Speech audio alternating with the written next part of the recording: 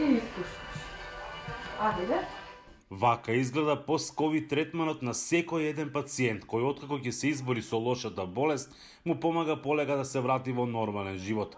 Физиотерапевтите кои работат со пациентите сместени во модуларната болница во Охрид велат тоа е исто како кога мало дете учи да оди, бидејќи некои во болничките кревети поминуваат и по 4 до 5 недели. Немок голем се јавуваше кај сите и со самото долгорочно лежење се јавуваше таа пасивност на самите пациенти. Нашата, работа, нашата функција во сето тоа е да го научиш човек повторно да се врати во животот нормално, како малото дете кога ќе се роди, го учиме постепено на се и да го започне животот. Покрај вежбите за раздвижување на горните и долни екстремитети, пациентите се учат и како полесно да дишат. На кој начин, како да го зголемат капацитетот на кислород во белите дробови, како повторно да ги научиме нормално да се вратат, а тоа све беше многу тешко. Некои, кои како победници ги напуштиле болничките соби, велат дека се уште ги чувствуваат последиците од COVID-19.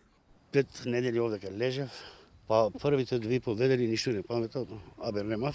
За физикална терапија, за кревањето на нозе ми беше доволно 3 дена, мислам да застанам на нозе со помош. А после недела дена веќе може сам да се движам, а не толку.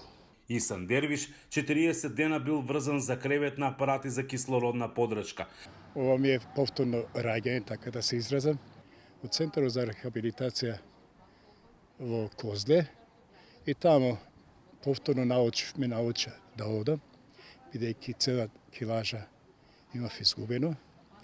Ме крена на нозе, а усто и ме научи да дишам. Во болницата сега се сместени само уште неколку пациенти, но лекарите не забораваат ни што се поминале.